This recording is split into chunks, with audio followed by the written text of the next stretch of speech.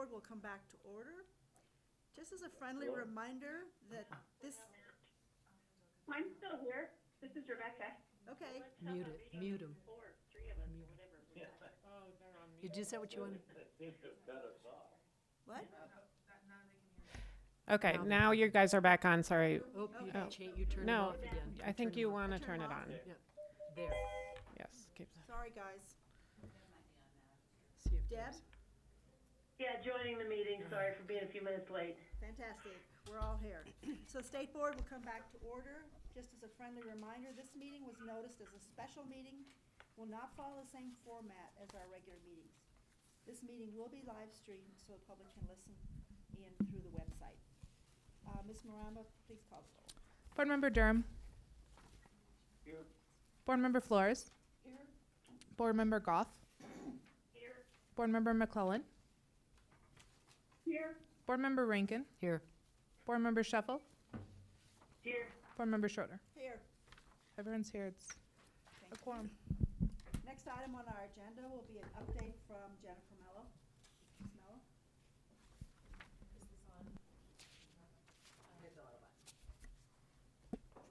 Can those of you who are on the phone hear me all right? Just so? Okay, I'll try to speak up. Most people in my life would argue that's not a problem for me, but I guess I'm feeling quiet this morning. Good morning. Thanks for having me. I'm going to just dive right into it because it is an extremely busy time of year in any variety of ways, particularly at the legislature. I want to, I think a good deal of our attention over the last several weeks and for the next several days relates to the Joint Budget Committee hearing, which is, as we've let you all know already, scheduled for this coming Monday. The hearing will be from 9 until, technically until 2 o'clock. The portion that the department staff will be present at is the 9 to 12 part. The one they've got a half an hour from 1:30 to 2 that is for the for CSI, so of interest, but not something that department staff will necessarily be at in full force the way that everyone will be there in the morning from 9 to 12. The budget has been different this year than at least in my 7 years with you all we've experienced, and that is largely because we have a new governor who cares a lot about education and who has several budget proposals that relate to K-12 or P-12 education that from a kind of logistical and technical perspective go through the CDE budget. So I've spoken with you all about this before. It's, we've made it very clear, and we've had a great partnership with the governor's office and OSPB to make it clear when it's coming from them and when it's coming from the department or the board in our more traditional fashion. There's 6 items in the budget request that come kind of directly from them.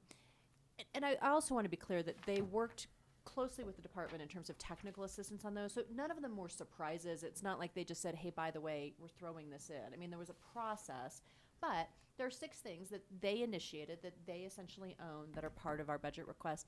And the quantity of that has gotten people's attention, right? That I think they actually have more budget items in the budget than we do. And so just from a quantity perspective, people have said, that's interesting.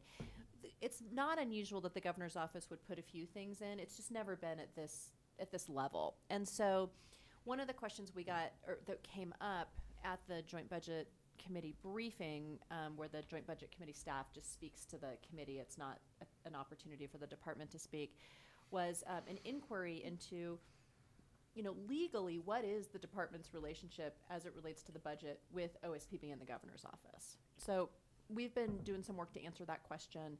I mean, the long and short of it is it's not super clear, and that's the answer we'll be giving to the Joint Budget Committee on Monday. I think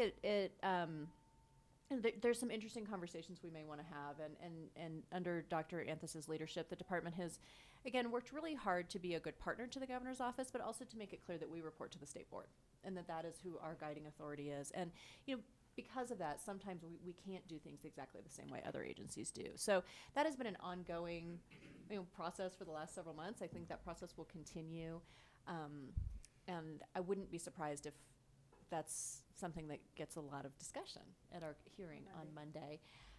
The other topics that Craig Harper, who's the Joint Budget Committee Analyst for Education, spent a fair amount of time on, is facility schools. Now, I don't know a lot about facility schools. It's kind of a new policy area for me, so I'm not going to be able to answer a lot of detailed questions. But there's a growing set of concerns, I think, from facility schools, from school districts, and to some extent, I think your department staff would share those around. There's a reimbursement rate set in statute for facility schools that may not be sufficient to cover the work that they do, and therefore a lot of them are closing or not accepting Colorado kids. And so we're finding ourselves as a state in a situation where we have kiddos who either need short-term or long-term help with behavioral mental health issues or, any variety of things, and there's no place for them to go. And that's a problem.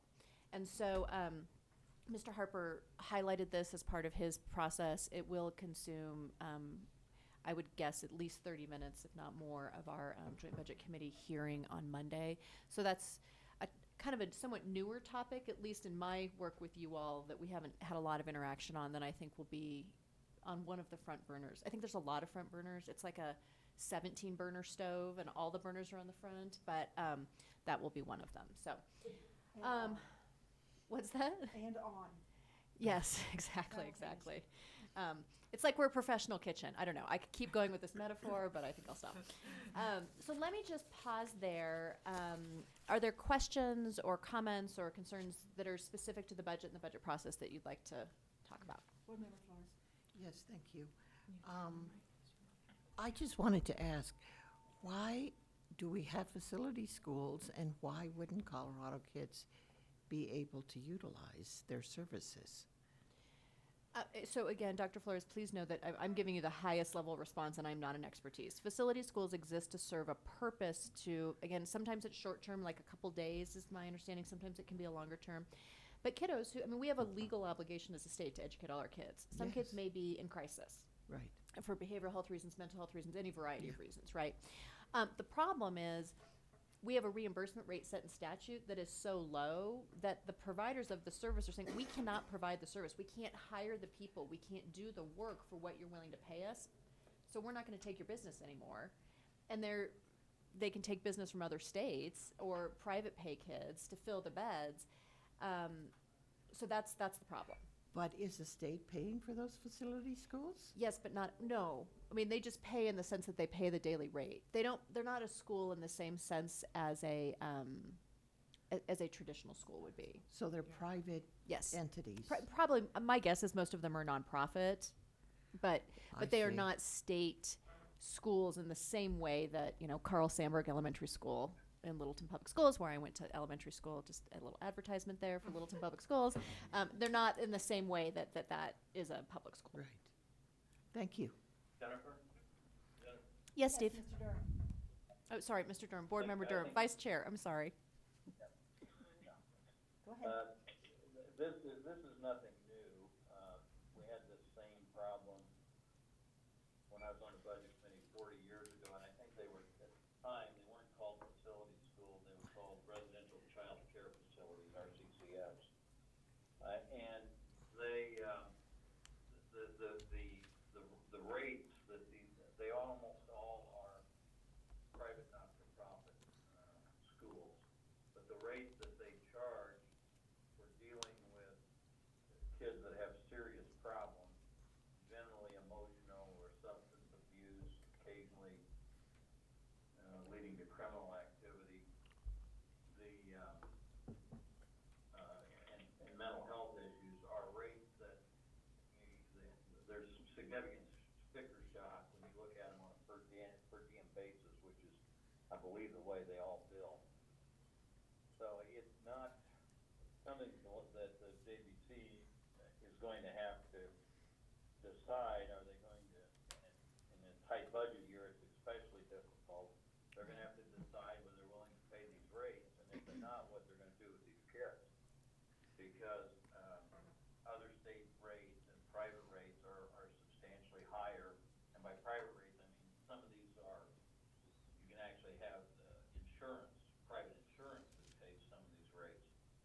So it really is not anything we can do anything about, because they're so highly specialized.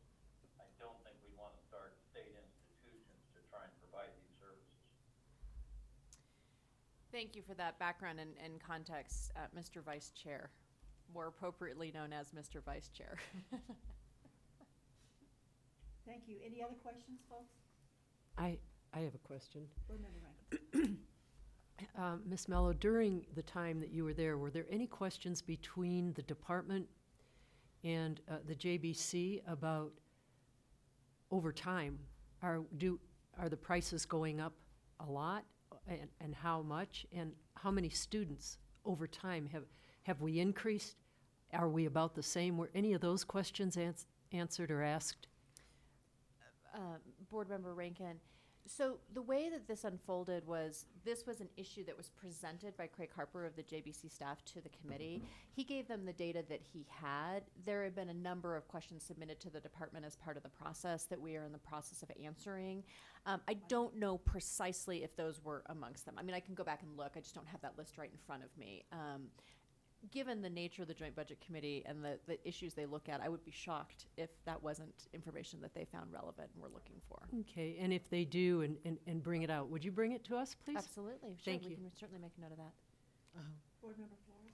Yes, I've been reading in the papers, the local papers, the Denver Post, specifically about the increase, I think the number 25% increase of kids going into hospitals, local hospitals and such, who are traumatized. I don't know exactly, remember the term, but I think you hit on it. I mean, their emotional, behavioral and emotional problems that they haven't had before and that they don't know what to do with. So, or Sure. could you elaborate on that? Yeah, Do Dr. you Flores, know? I mean, I happy to the extent I can. What I will tell you, as you all know, I'm a contract lobbyist, and so I work on a variety of issues. I do a lot of work in healthcare as well. This is an issue we are struggling with as a state, frankly, regardless of whether we're talking about children or adults. I mean, there is a shortage of kind of higher level care for folks with behavioral substance abuse, mental health issues. It's a real challenge in our state, and we just don't have enough of it, and we certainly don't have enough of it to meet the demand for folks who need subsidized rates. I mean, if you're really wealthy, my guess is you can figure it out in our state. But I mean, usually when you're really wealthy, you can figure a lot of things out. But as a state, it's a huge problem. It's just, and it's not unique. It's not specific to our K-12 population. It is a problem throughout the age spectrum. And I do know it's on the minds of policymakers. How much progress we're going to make, I don't know. Because I want to follow up on something that Mr. Vice Chair said and reinforce that it is going to be a much different budget year overall in terms of the budget climate. We've had some good years in the last few years where there was extra money and there was new money to spend. That is not the situation we are in right now. Part of that is because the state will be refunding some of the money it collects through existing tax rates to taxpayers, just because of Tabor, which is part of our state law and constitution. So I was at a meeting yesterday, and a member of the Joint Budget Committee was there and trying to make this point. The way that he explained it is he said, last year we were able to give legislators about $80 million to fund all the things they wanted to do legislatively. He said this year we think it's going to be about $5.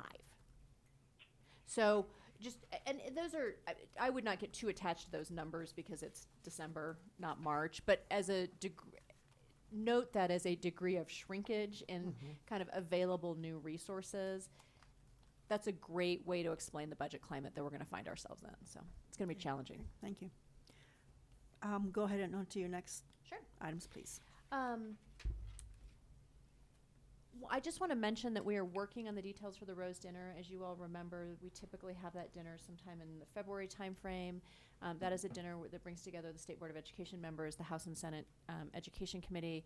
We are close to finalizing the details of that, and we'll be in touch with you all on that soon. I know that there's been some work done on the legislative priorities by Board Member Goff and Board Member Rankin. Would you all like to go to that now, or do you want me to finish my talking about what's coming at the legislature, and then you guys, whatever order you all would like to proceed in, I'm Go open ahead and to. finish. Okay. And then, Great. yes, we'll continue.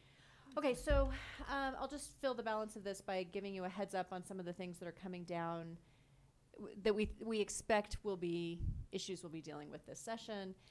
My standard caveat, it's December. I haven't seen this bill language. I don't know for sure what's going to happen. Some of these may materialize, some of them may not. It's just the time of year. It's frustratingly unspecific this time of year. I relish, to some extent, the beginning of session when things get concrete and real and we have bill charts with specific bills on them. As a reminder, as I've done, throughout my history with you all, I will create and maintain a bill chart that will have access to all of the bills related to education as they are introduced. We'll show you their status. That's something that you have access to all the time. Obviously, I can't put any bills in it until bills get introduced. So there's nothing in it right now. We continue as a state to talk about how we fund our schools, whether we fund them enough, whether the way in which we distribute the resources that we have is appropriate. The conversation around mill levies and mill levy overrides certainly will be a hot topic this session. I don't know exactly how it will play out. If I did, I don't know. I'd be smarter than I am. As a reminder, there's been a school finance interim committee meeting. They are going to come out with some legislation that is, I'm told, bipartisan and consensus-based. I have not seen it. They have a meeting this coming Monday, so that will be public sometime soon. And it'll be interesting to see how big they've found an ability, how much of school finance they've been able to address in a bipartisan way, right? Are they able to address 80% of kind of the school finance issues and concepts and formula, or is it 10%? And that'll give us some sense of the level of partisan or bipartisan consensus around those topics. As you all probably remember quite well, you all made a decision a couple of months ago that related to some cut score adjustments that feed into the accountability system. I know this is not a surprise to you for me to tell you that there are some school districts who were not happy with that decision. They are talking to legislators, and I anticipate something. Believe me, I wish I could give you more details. I think we will see some legislative activity around this topic of accountability. Perhaps it's about who decides some of these things. Perhaps it's about a process for creating accountability 3.0. We don't know exactly what direction they're going to go with it, but they, the folks that are unhappy with that decision have been talking with the legislature, and we'll see where they go with that. Our conversation that you all get all the credit for initiating around the number of grants and the proliferation of grants and using grants as a policymaking tool is really taking hold. I hear about it now from legislators independently. It's kind of one of those funny things where they say, I don't know if you've heard about this grant issue. I'm like, actually I have. Actually, we started that, but I'm glad to know it's all circling back around. I think we've got support from leadership, particularly in the House, to really maybe be a little bit more, ask harder questions, be a little more thoughtful about the number of new grant programs that we enact. It comes from, different people come at it from a different perspective, right? There's let's make sure we're using taxpayer dollars wisely. Let's make sure we're using them efficiently. Some people are focused on the equity. Some people's argument is, if we don't know these things work, we should just be putting the money into the formula. So people come at this topic from a variety of different starting points. They tend to get to a common ending point, which is, maybe having 30 new grant programs in 2 years is not the way that we want to achieve public policy in our state. I will tell you my personal opinion is that is much easier said philosophically, that is much easier said generally, and we will absolutely see legislation that says, I know, that's true for all other grant programs, but my grant program is special and important. And I think it'll be hard for the legislature to resist some of those arguments. That's just human nature. And the legislature is not exempt from human nature. Charter schools, I think, are going to be a topic of conversation. I'm told the Colorado Education Association is bringing some legislation around charter schools. Again, I haven't seen it. I don't know what it's going to look like. My guess would be that their goal would be to maybe decrease some of the flexibility that charter schools have and make them more aligned with traditional public schools. And that is my guess based on history and knowledge about kind of how they approach policy. Have not seen the legislation. We continue as a state to talk about educator effectiveness and teacher evaluations. There is a component of the governor's budget request that has some money to invest a little bit in some of the existing infrastructure around teacher evaluations. And I think there's be legislation coming on that as well. It's another topic where it could be, you know, the biggest piece. I mean, it could say we're going to completely undo the whole process, or it could be little tweaks. My guess is it's probably somewhere in the middle, both in terms of what gets introduced and in terms of what gets any traction and has a chance of passage and being successfully implemented. I don't think there are folks who believe very passionately and very strongly that we should scrap the whole thing. I don't think that will win the day at the legislature, but I do think that will be part of the conversation about whether that's the direction we should take. The last thing I'll just mention is, as you know, we've had an interim committee on school safety. The legislation that they ultimately moved forward with was nothing, you know, huge or dramatic or gigantic. I would say it's helpful, designed to be helpful, kind of relatively modest adjustments to a variety of different things. That being said, I don't know that that will satisfy the legislature's appetite to do something around school safety. So I think what I want to flag for you is that in addition to the proposals coming out of the interim committee, I think we will see other proposals in this area. And trying to find, I think particularly coming from the Democrats, a way to invest more in student services around behavioral and mental health versus what they would characterize as hardening of the school climate, and that if to the extent we have dollars to be spent, they would prefer they be spent in student supports versus, you know, door locks and fences and security systems.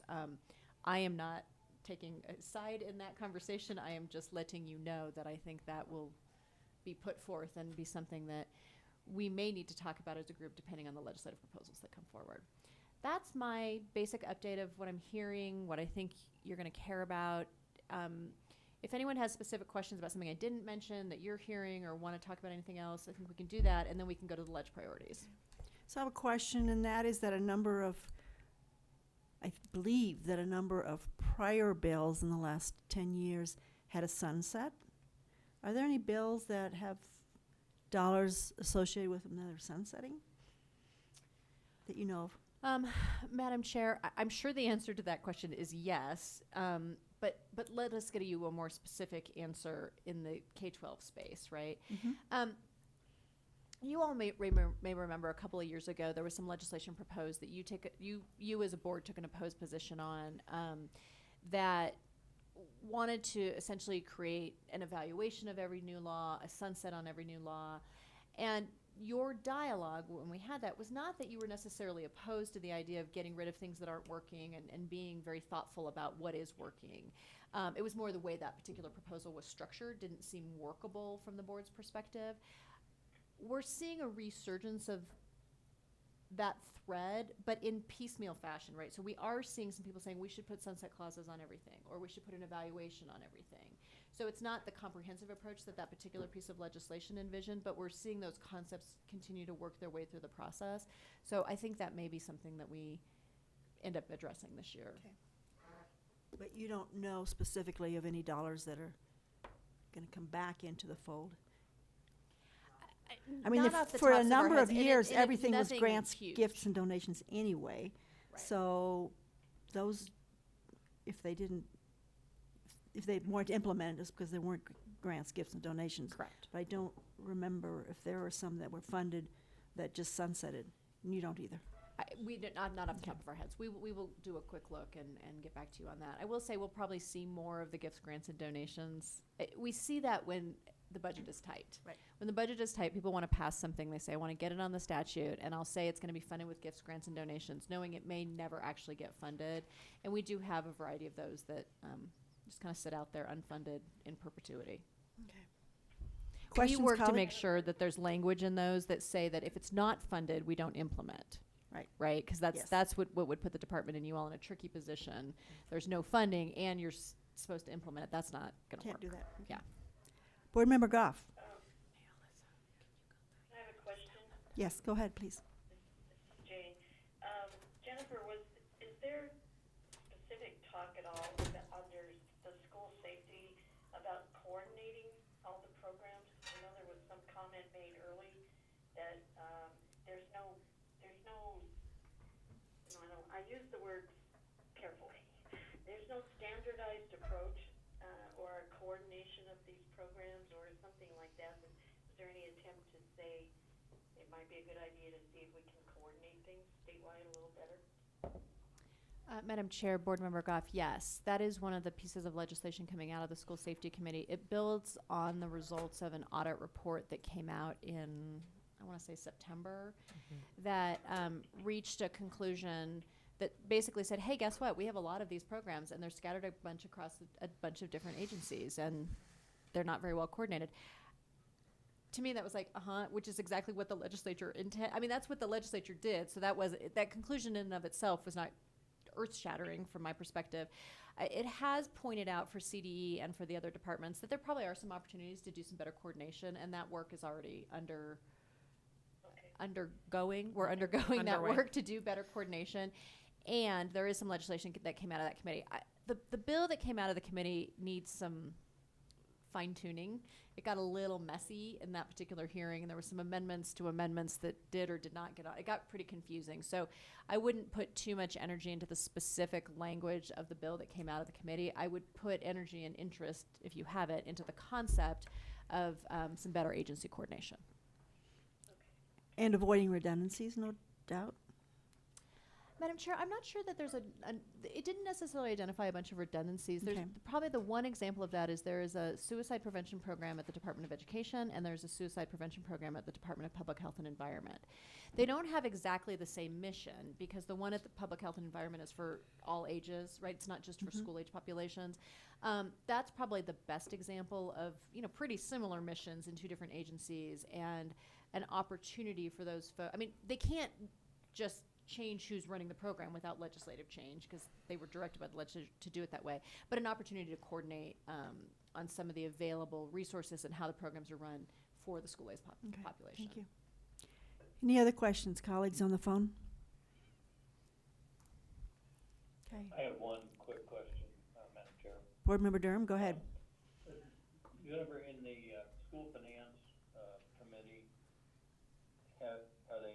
did they talk about new revenue sources, or was it strictly reapportionment of the existing funds? Mr. Vice Chair, they talked a lot about new revenue sources, and I think a lot of that committee's work got pushed till after the November election, kind of because people were interested in the results of CCC, I want to say. The lights are flickering here, so I'm not sure if that's a sign to us. And we all know what happened. CC was not adopted by the voters, and so I think they've taken that into account in what they're going to propose. I believe that what the committee is going to propose does not address revenue sources, but I haven't seen it, so I don't know that for a fact. But lots and lots of conversation in the committee about the belief on some stakeholders' parts that we need more revenue and new revenue sources. Yes, it's something like statewide minimum mill levies or anything like that, as far as you know, is not there. As far as I know, the mill levy component of this dialogue is not going to come out of the interim school finance committee. And I think there are others that are working on that. The majority leader, Alec Garnett, did testify in front of some committee. I can't even remember which one it was now. I mean, recently, in the last couple of months, and said, we are going to do mill levy reform. So there is more. I think that idea is gaining traction. I just don't think, and I could be wrong, but I don't believe that that will be incorporated into the proposal coming out from the interim school finance committee within the next 48 hours. Thank you. Ms. Mello, do you know of either JBC or state offices that have put together a paper that explains the mill levy, recommended changes, and the effect it would have on the various districts across the state? There's a lot of talk swirling, but I haven't actually seen anything in order to get a better understanding. Madam Chair, I'm just really happy that you're not asking me to explain it to you. I'm that's- not. I'm grateful for for that. There have been a variety of papers and explanations of that over the years.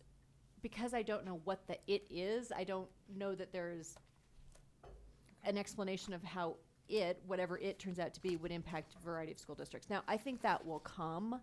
I don't think that's available yet, and we could certainly point you to all the historical kind of different analyses. How useful those are, I don't know, because I don't know if the proposal we'll see in the next couple of months will be the same as the historical proposal. Does that make sense? Yes. So when you have something, please share it.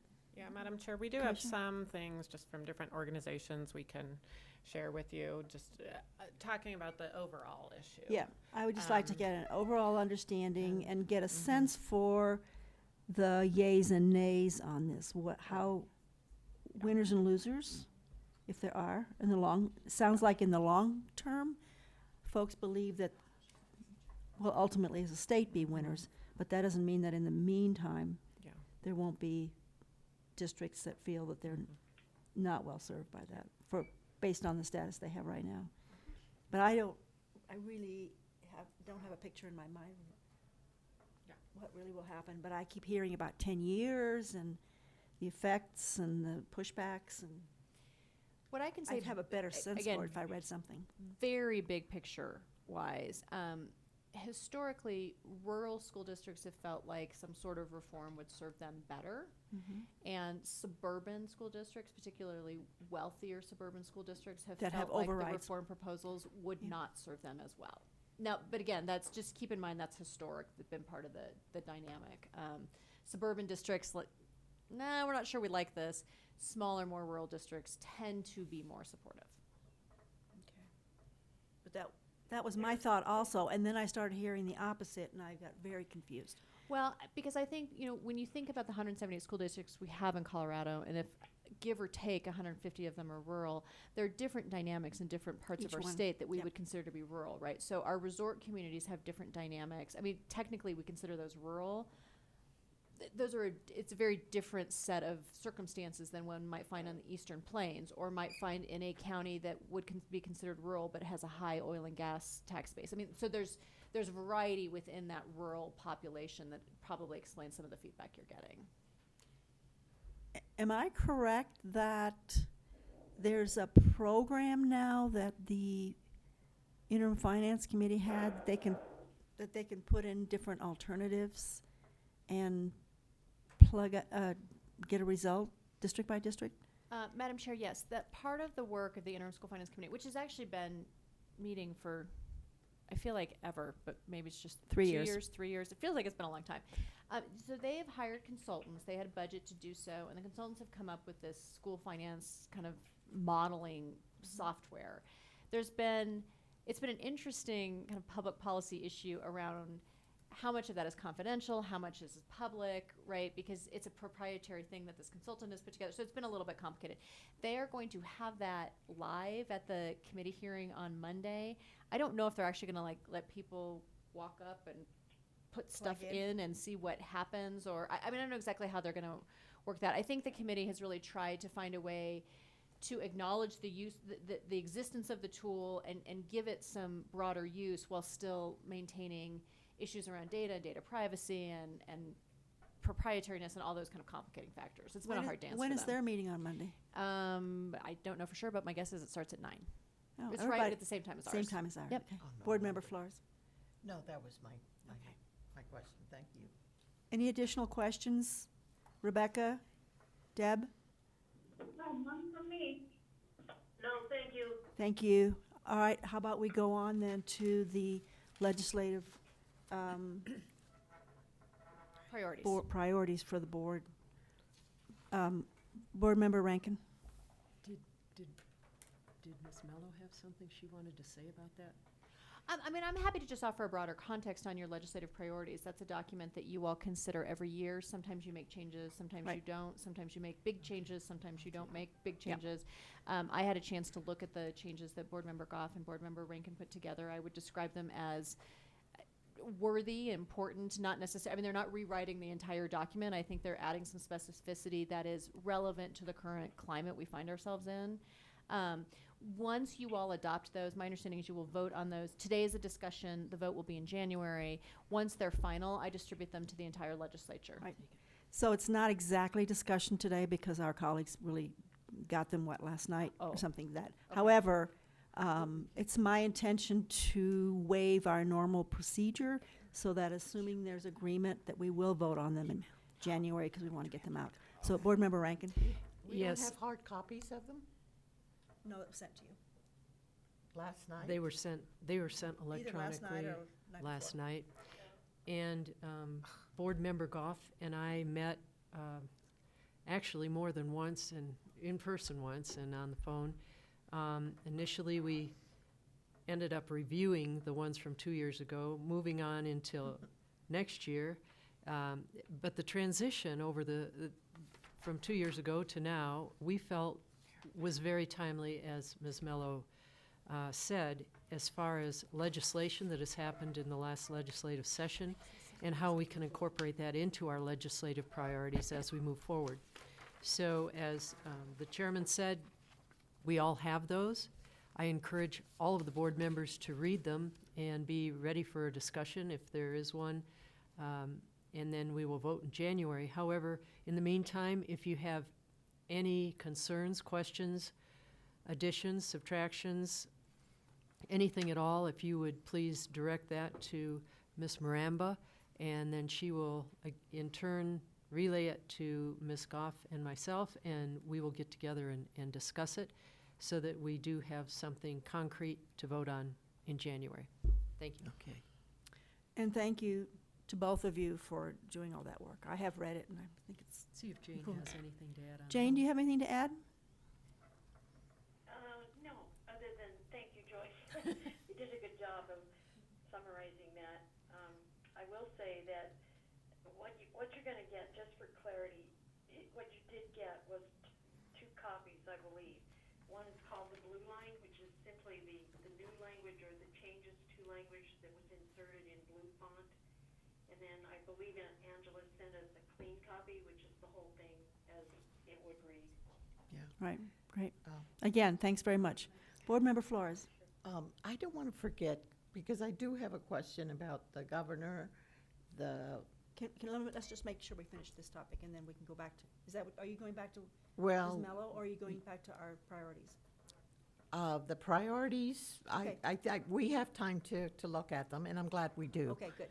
Just a Now- minute. Anybody else have any questions about the priorities? I haven't read them, so I can't tell you right Okay, now. that's fine. Board Member Flores, go ahead. I'd like to know of what those 6 priorities are that are being mulled over by people, where the governor has proposed, and the budget committee, I guess, and the relationship with the department. But it does infer that the governor has proposed some things where that is different than before, different budget because of the governor requests, and I'd like to know what those 6 items are. I mean, you may not have them on right now, but I'd like to kind of see them. Sure, and that's part of all the public documentation. We can certainly get that to you. Okay. Off the top of my head, I'm not going to get you all No, no, no. 6, but I That's- can tell you there's one that is related to getting some additional resources. It's I think it's only $1 million. It's I mean, it's not an enormous amount of money into schools and districts who are trying to improve their efforts, be they priority improvement turnaround, or some of the ones that are now in improvement that might not have been so previously. That's one thing they're looking at. Another one has to do with empowering parents, and frankly really builds on some work the department has been engaged in for a while around providing more kind of easy to access and understand information and data about schools and districts to to parent. I mean, I think with the parent audience kind of particularly in mind, that seems to be the audience that may find the way that we display that currently to be a bit Right. challenging. There is a proposal within the BEST program to put some of those dollars to preschool facilities. There is, we're which is funny that I would mention that one before I would mention the proposal to put almost $30 million into preschool. That's certainly one of the bigger I read ones, that. probably by far the biggest budget one. I alluded to this previously. There's a proposal to put some dollars into the educator effectiveness system. And essentially, the existing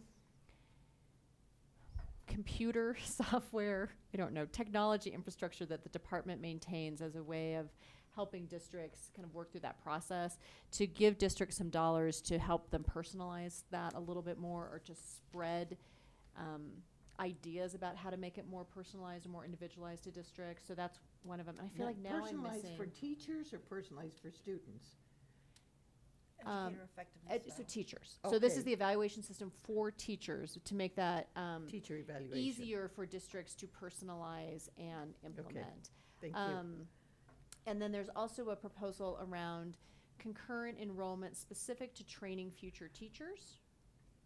And I'm looking to my friend on the right here to see if we've, but we will get you the written, did I get 6? Was that 6? Yeah, you did get Woo-hoo. 6. Okay.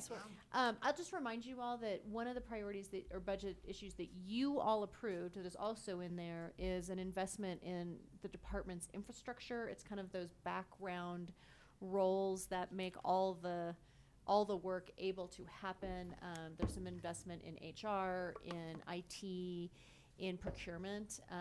So that is, on the list. That's the one that's very clearly identified as coming from the department and the board as part of that package. Okay, thank you. Great. Now let's go to, Thank you, Ms. Mello. I think we're ready to move on to. yes, thank you. Have a great day, everyone. Thank you. Have fun over there. We start, by the way, the legislature does start on January 8th, the same day that you all have your next board meeting. So parking and traffic down here, you might take that into account, that'll start to become Thanks an for the issue warning. again. Yeah, I think they'll probably use up the street spots, if I'm not mistaken. Yeah, just, and that is often the case, that your January board meeting coincides with the opening of the legislative session, and that is the case this year. And then the next day, go ahead, Jane. That's also the state of the state is January 8th as well. 8th or 9th? It's the next day, isn't it? It's one of those 2 days. It's typically the next day, but I will also say that I defer to Jane Goff's knowledge of details on most things, so she could be right about that. Be careful. I don't know, Jane, you usually have a pretty good, typically the first day is when the legislative leadership gives their speeches, and then the governor goes the next day, and then when we're starting a new legislature on the Friday, we have the judicial report. We wouldn't have that this Friday this time, but I have not leaned into those details. Okay, great, thank you. Okay, Thank you I very much. stand corrected of my own self. It's January 9th. January 9th. Very good. Thank you, Jane. Thank you. 10 o'clock in the morning. Happy holidays, Ms. Mello. The next item on the agenda today is consideration of the remaining 2019 school plan types. We approved the majority of the plan types in November, but the additional schools will be voted on today. I ask that staff give a brief presentation before I take a motion. Commissioner? Yes, thank you, Madam Chair, members of the board. I do, before we get started, just want to thank all the districts that submitted requests to reconsider process. This is work on their part, and we know that these decisions, as you all know from your decisions on accountability recently, you know that these are very important to districts, and so there's a lot of emotion and concern and all of those things wrapped into when a district or a school comes forward to ask us to reconsider their accountability framework rating. So I do want to thank districts for that, and just acknowledge that this is hard every year. And then I also just want to take a privilege to thank my staff for this. Marie, who's on the phone, Jessica, who's here, and Lisa, who's here, and a lot of folks behind the scenes. But there are 151 of these requests this year. That's actually down from previous years. But I have just been reminded the amount of care and time and effort and analysis that goes into this each year for hundreds of these requests. It's a very heavy lift. during November and December. And so really thank my staff for the work. They take it very seriously, and they are emotionally invested too. And sometimes when the answer comes out that's no, that's hard. Because we all know that folks have the best interests in mind. So I will also say that we had a slightly higher approval rating or approval rate this year, and the team will talk about that a little bit, but I will say that I think it's partially because of the draft process that we've instituted over the years, you know, from feedback from districts that we have received. You know, districts don't want to do this either if they don't, you know, if they want to understand the process and the criteria and everything. And so our team also does a draft process where they go through and really work with districts and schools and really talk about our criteria so that schools and districts know when they have a chance. And so I actually believe that we had less requests because there was more understanding, and thus the requests that we did get had sort of a better chance because they worked through the draft process with us. So that was another thing. We've done that for a while, but I think we're getting better at it. And I think that's partially why, you know, we didn't, I think there was like 270 last year or something. That number's probably wrong, but it was something like that in my head. So, so thank you for that introduction. And so now I will turn it over. And just remember, Marie Hutchton is on the phone, not feeling well today. So, you know, we'll ask her to chime in as necessary, but she's understands a lot of the analytics behind this. So, Ms. Medler, thank you. Thank you. I will take it from here. That was a great intro from Commissioner Anthus. Just to kind of contextualize this, so as you look through your PowerPoint, you can see a lot of slides. I also want to remind you that Marie and I had presented in September when the preliminary frameworks were released. And so a lot of these slides are just repeats of those, just updated with the recommendations through the request to reconsider process. So we'll fly through a lot of these. A lot of that is for reference and just to have it out there for you. We definitely want to spend most of our time with Jessica on the request to reconsider process, okay? So with that, this is what we'll cover, but we'll spend more time on some parts than others. Just as a reminder, when we're talking about accountability in our state, we have the state and federal identification process, so ESSA and state. So we're going to focus today on the state portion. We're not going to be talking about ESSA. If you have questions that get into the supports, into the planning, that's where it all comes together, and we can't really separate out federal and state, but right now, today, this presentation, we're focusing on the identification process. And then just as background, so you have this in front of you as well. Oh, was I not on? Yeah, I know. Okay, I'm good. Oh, I was saying such brilliant things that nobody else got to hear. So as we go through the law and what the purpose of the frameworks is, really what we want to focus on for today's purposes, as a reminder, for the district plan types, the commissioner is the one that approves those. And provides the final determination. So we have information about the district frameworks, but that'll just be for informational purposes. And then for schools, this is where the board is the one that is the final decision maker. We are today just providing our recommendations. So the request to reconsider process is really just a set of recommendations to you. So that will be concerning the vote later at the end of this presentation. Okay, and then when we get into the purpose, just as a reminder, really what we're doing is providing, and this is where the state is uniquely positioned to provide this for the entire state. So as a state, we can provide a statewide comparison of student performance. It's also a way to signal or identify schools and districts where there's lower performance, so then that can trigger those additional supports, and then certainly you are familiar with then the interactions you have when we have end of clock situations. It's also a way to identify some of our higher performing schools and districts as a way to recognize them and then potentially even learn from them. So that's really what what these were designed to do. So, Ms. Medler, let's remind folks that about a week ago, 2 weeks ago, we did recognize a large number of schools. That is right. So we've already done that part.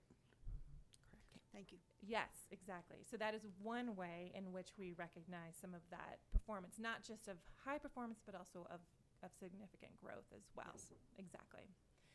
And then this slide, I think you've seen it at least 200 times, which is great. And it's really just a reminder on all of the ratings that are available for districts and for schools, and then their participation descriptors.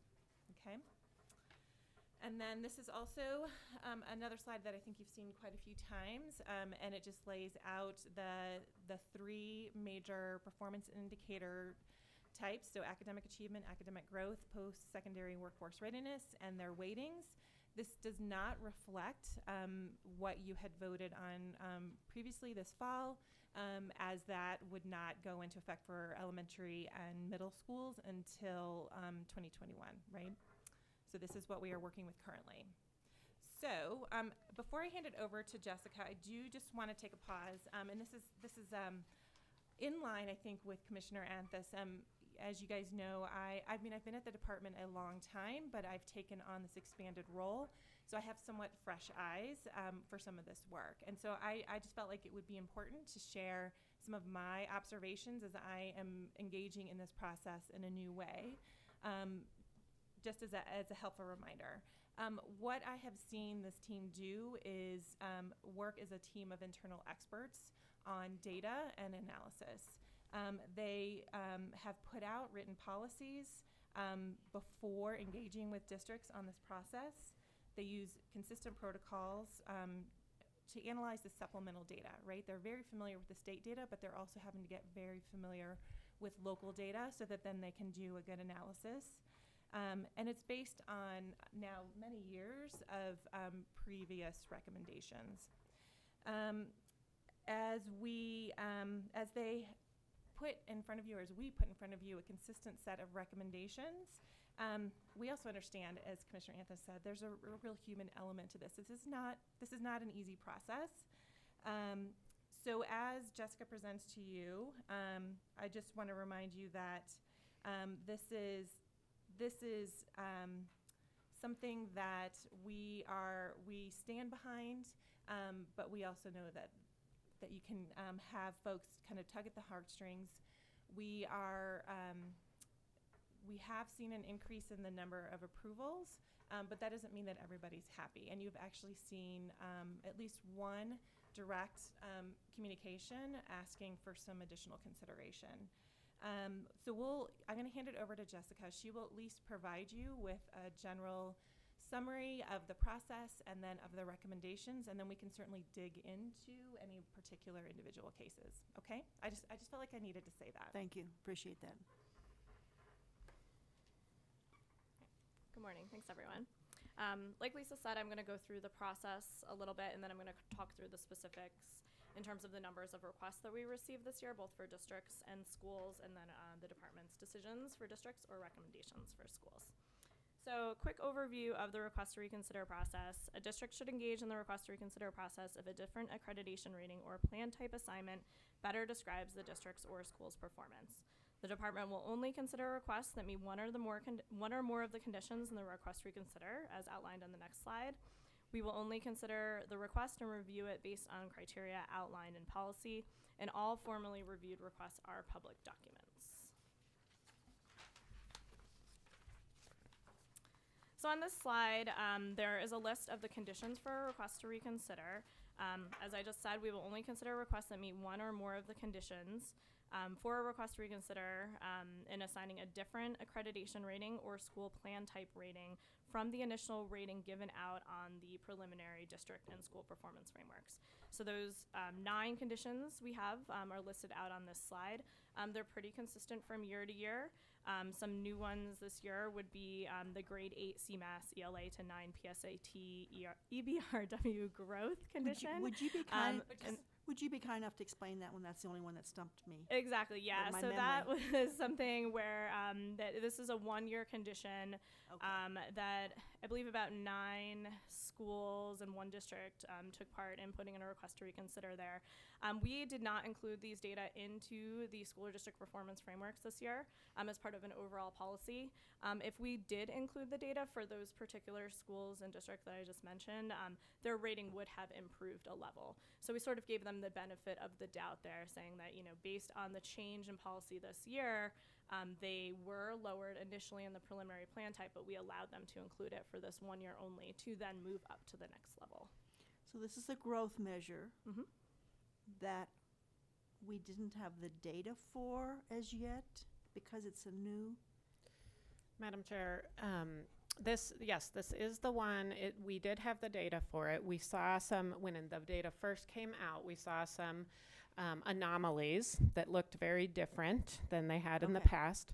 So this has come up a couple times in the past where we had to make sort of a quick decision without knowing all the information about why there were anomalies. Where we said, let's not include it so we can do the analysis and be a little more planful for next year. And so, as time has gone by, some districts have been able to look at that more and say that actually would have helped us. So we allowed in the request to reconsider process. That makes sense. Thank you. It just left my Can I ask- memory.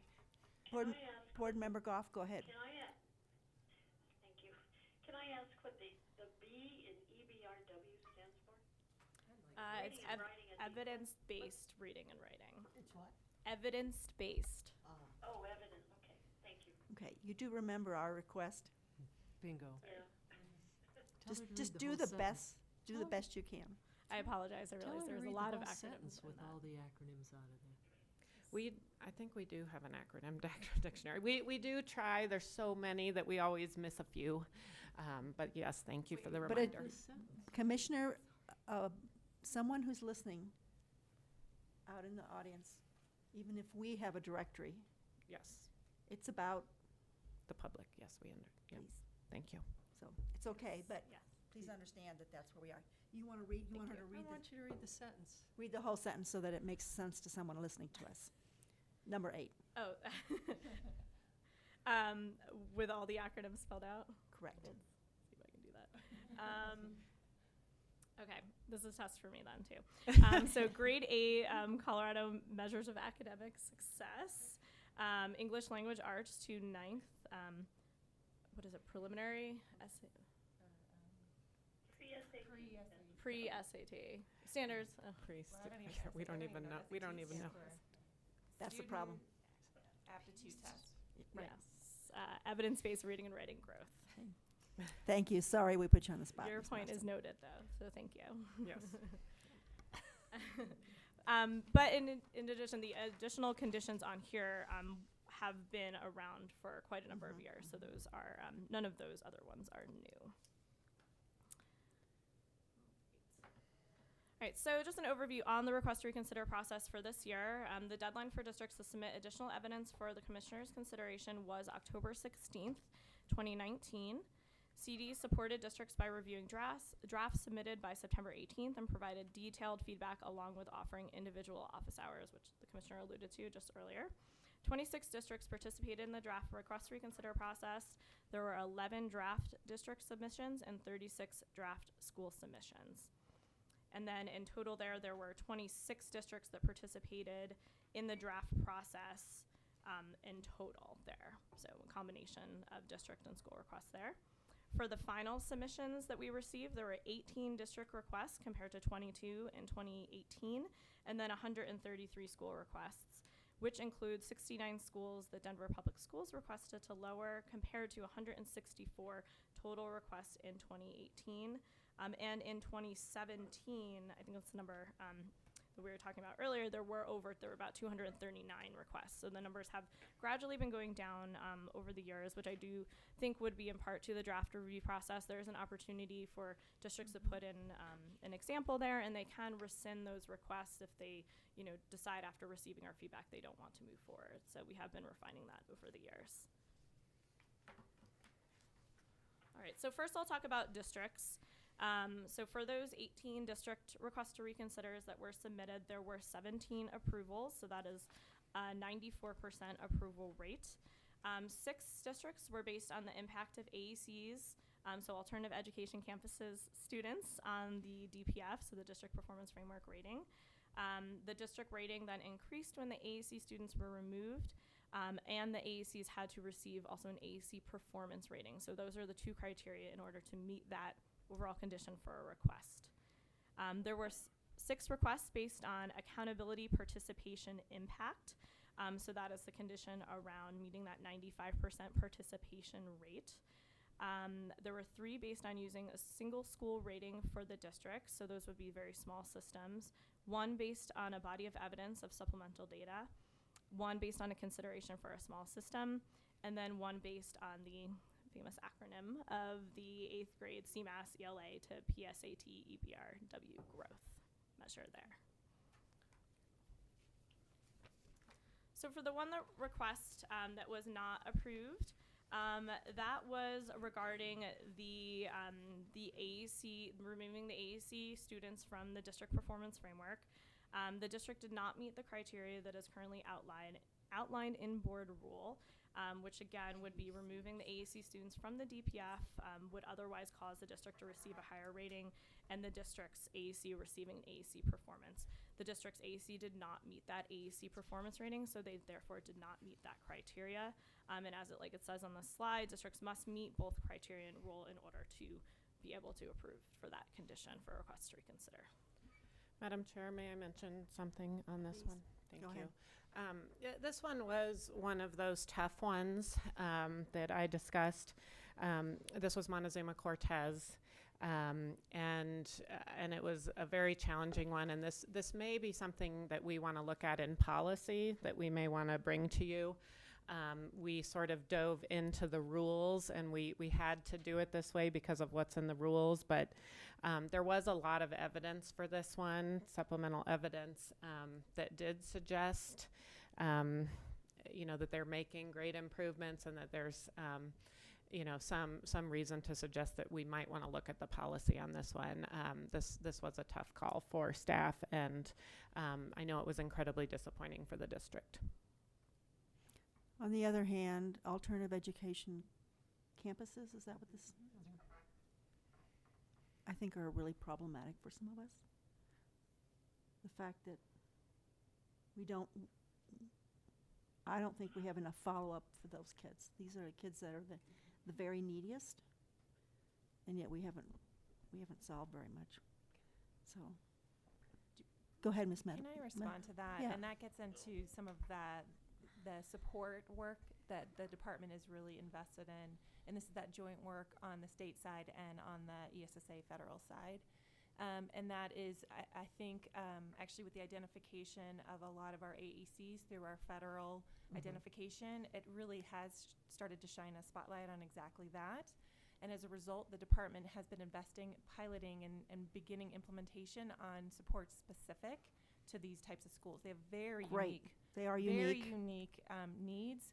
So I want to let you know that we are implementing something that we piloted last year, and we're piloting yet another portion of that to expand it even more. So this is something where we're really, I think, gaining some momentum. So I just want to give you that. That's great. I think, information. Commissioner, that might be something that the board would be interested in. Yep. Board Member McClellan? Thank you, Madam Chair. I wanted to recognize your point about some of these students at the AECs being among the students who have the greatest needs. I do want to make sure that when we're considering any policy decisions around AECs, that we keep in mind that for some districts, and maybe all, particularly at the high school level, some of these AEC students are students who otherwise would be dropouts, and this is the last chance to help carry That's them right. over the finish line. Agreed. And make sure that their needs are being met to the district's best ability. So I do think they deserve to be looked at through a special lens with that in mind, that if not for these AECs, some of these kids would be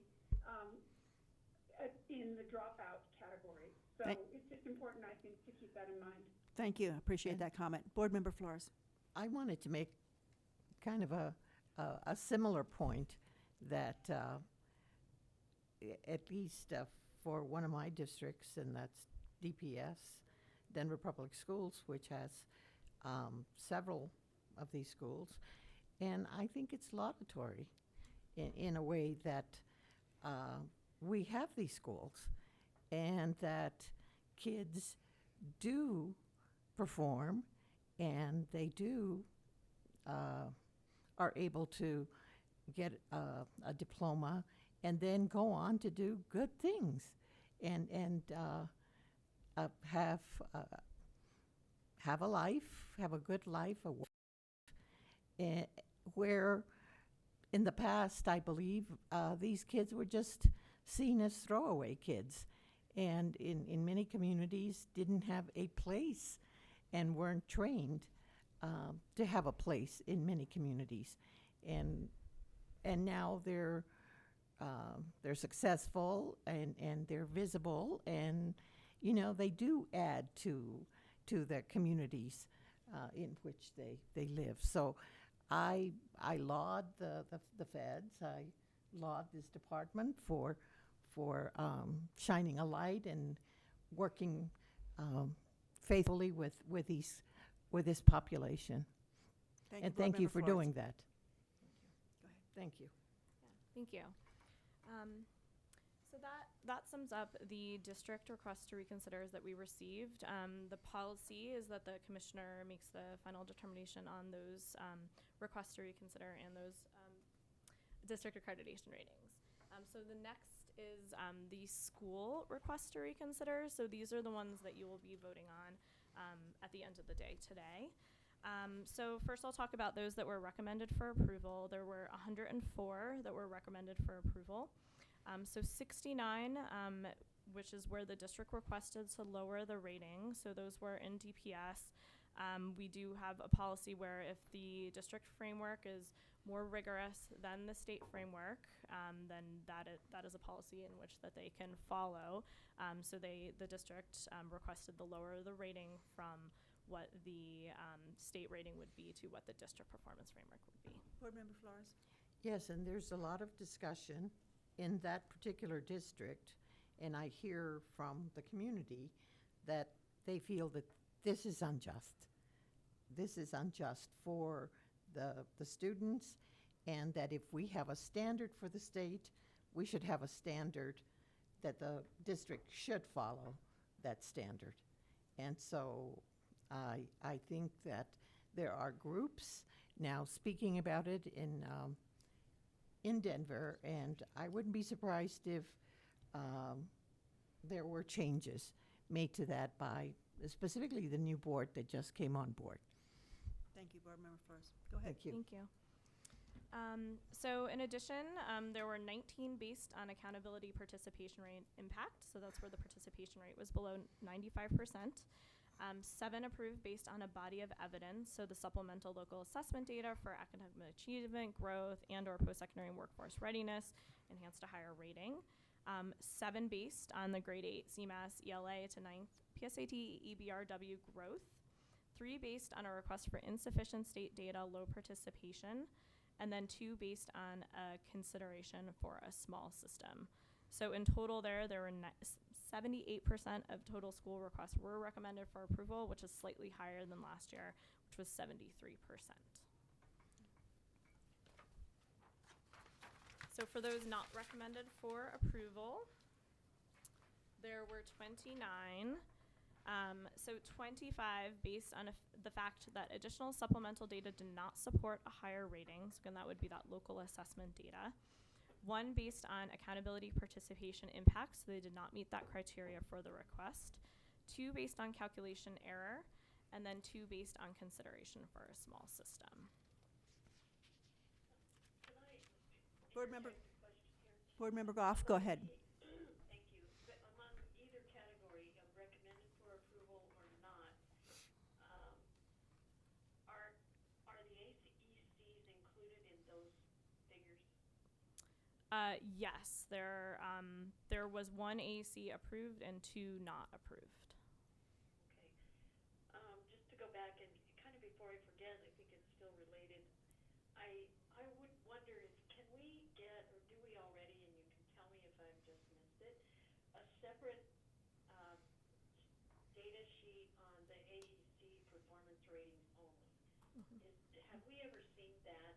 I'm thinking back to someone said something about being able to see where these schools, which ones are performing, and maybe give us a chance to talk about why they are, what is going on. It's another sharing of some information tactic.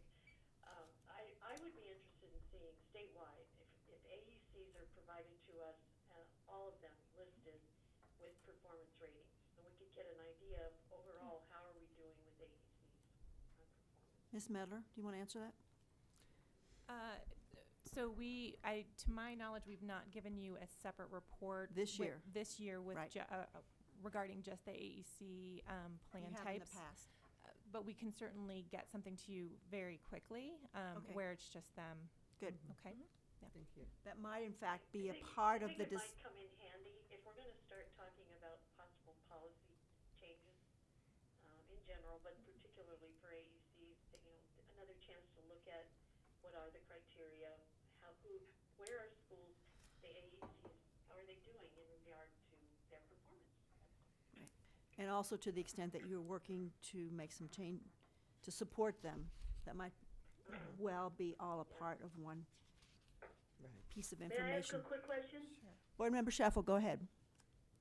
Could you just speak to the difference between the consideration for small system where the 2 students were approved and others were denied? What's the difference in approving or denying a request for reconsideration based on that criteria?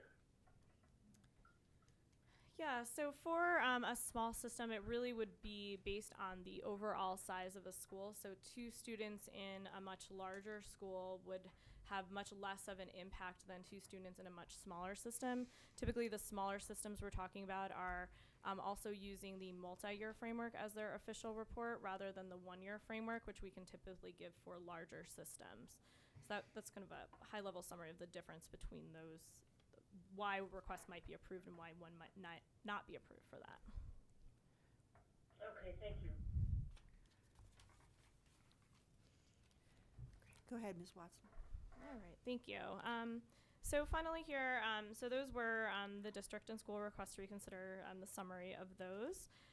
So there is one appeals option, and that is only for districts. So if the district receives a priority improvement or turnaround rating, the local Board of Education may submit an appeal to the State Board of Education within 10 days of final notification from the department. And then the State Board office would coordinate with local school boards to schedule that hearing. Just to remind you, we have done this before. We've done this once with Mapleton and twice with Sheridan.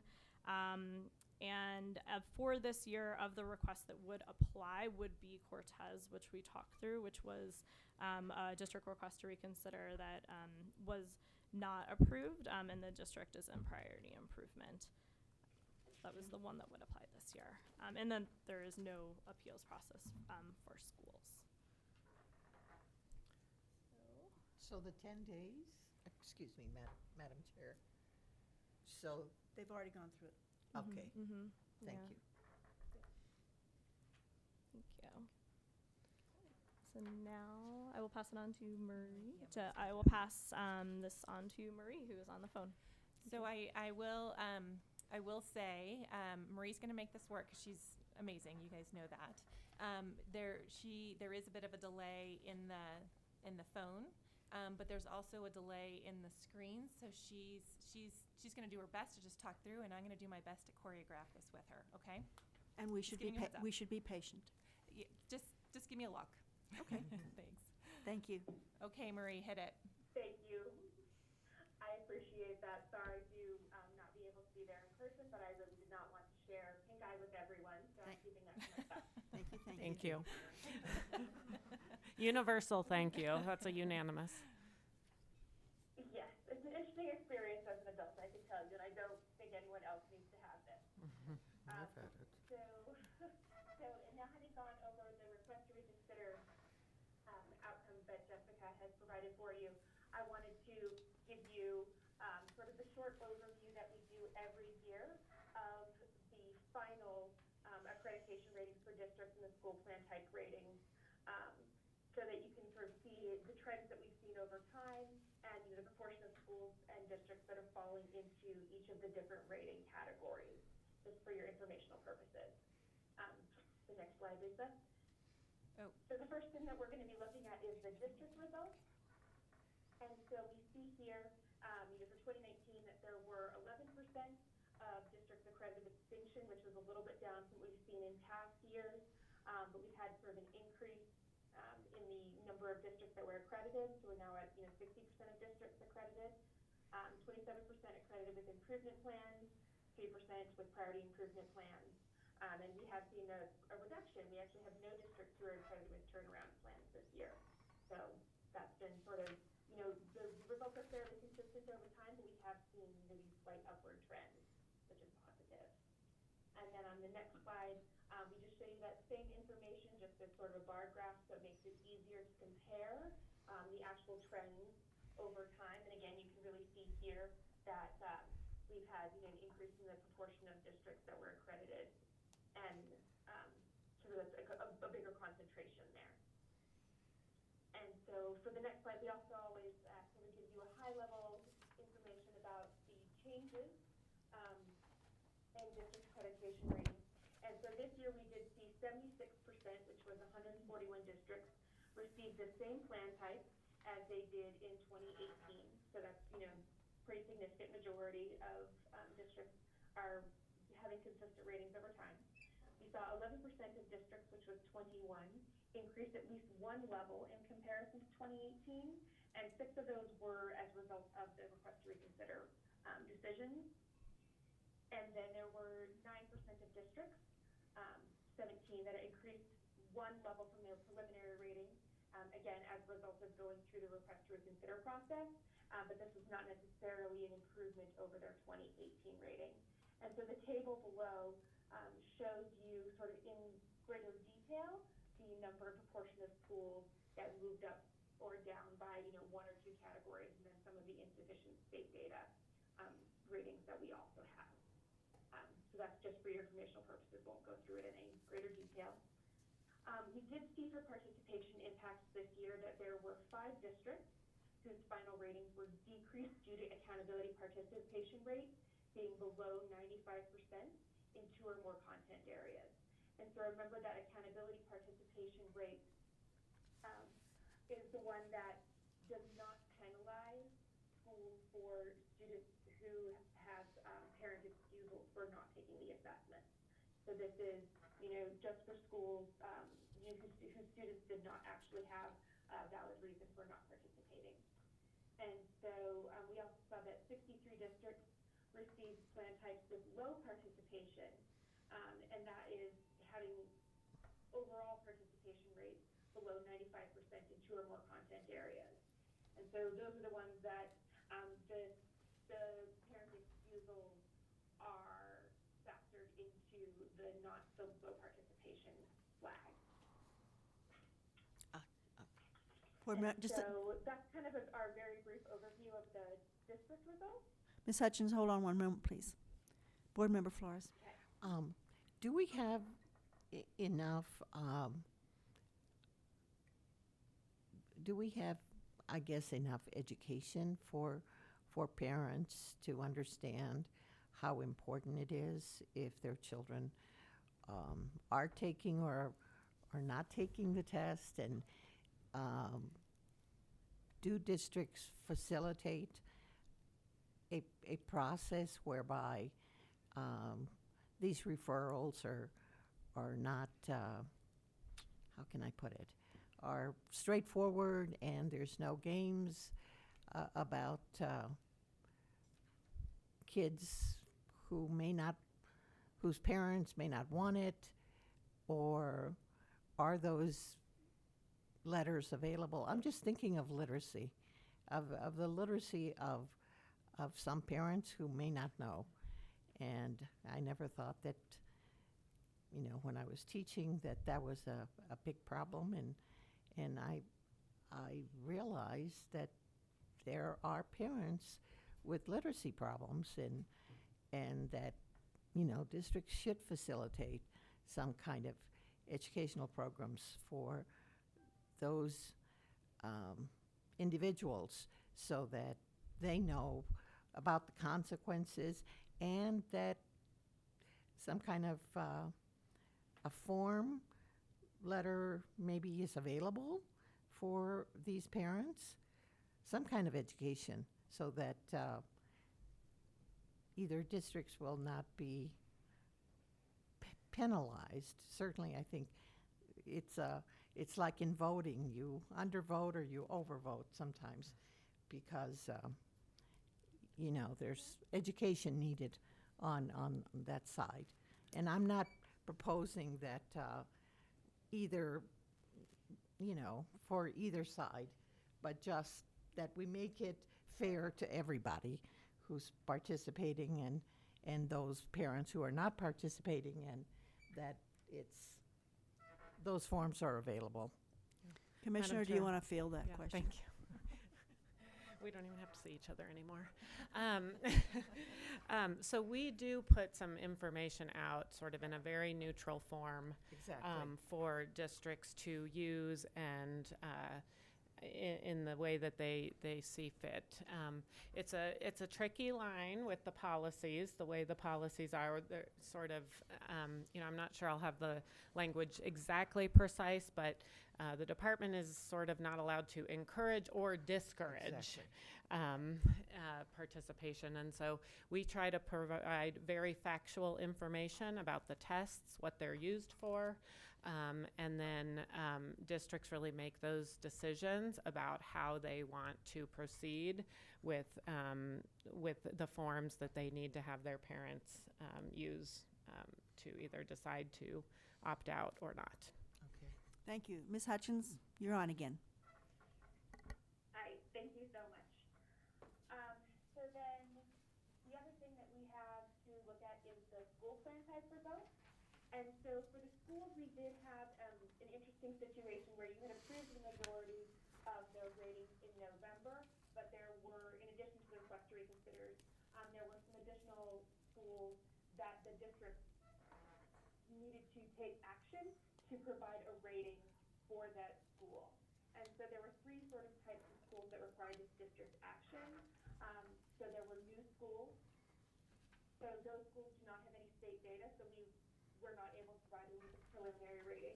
We also have K-2 schools, which again do not have any state data, and then small schools that may have some data, but it does not meet the minimum N for reporting at the publicly at the state level.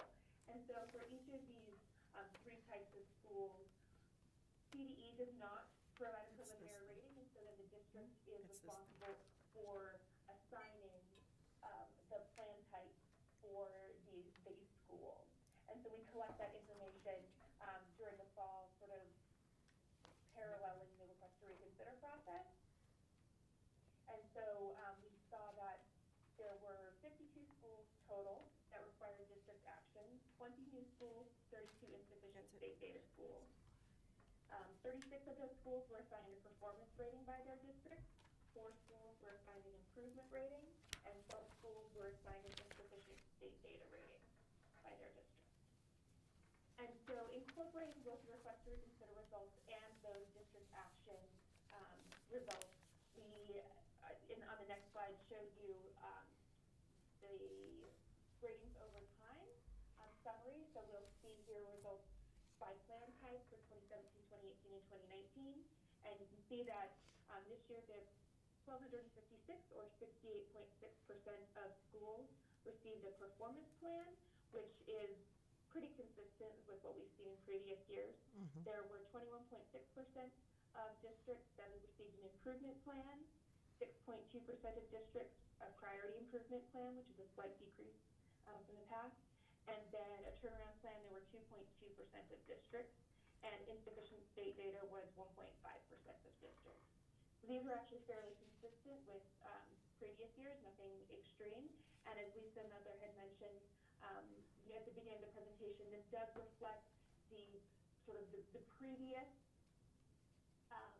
cut scores for the performance rating that have already been in existence and does not reflect the adjustments that the state board was discussing and voted upon this fall, and those will go into place for 2021. Next year for 2020, we will be showing you for informational purposes what those rating adjustments would look like, but we just are taking time to implement that in a careful and considered fashion. And so the next slide shows the portion, especially the number of students enrolled by school plan type, and these graphics are not very useful except for to show you that the majority of students across the state continue to be enrolled in performance schools. And you can see, that big green band, and then the smaller yellow band indicates the portion of students enrolled across the state in improvement schools. And then clearly we have much smaller proportions of students enrolled in priority improvement and turnaround schools, which really coincides with the overall proportion of schools in each of those categories. Thank you. And so on the next slide, you guys oftentimes have questions about the differing outcomes for specific types of schools. So we wanted to provide this information on first online schools and showing you the proportion in each of the rating types for non-online schools and then for online schools. So in this table, you will see that there is a substantial difference, in the proportion of performance schools. 68.3% of non-online schools are performance, whereas 50% of online schools earn performance ratings. For improvement, it's 21.2% non-online, 27.5 online. Priority improvement, 6.1 versus 10.3. Turnaround, 2.2% for non-online and 0% for online schools. We do see larger proportions of online schools receiving insufficient state data ratings, 1.2% versus 10%, and then slightly higher proportions of online schools that were closures, so 2.5%. I have a question, please.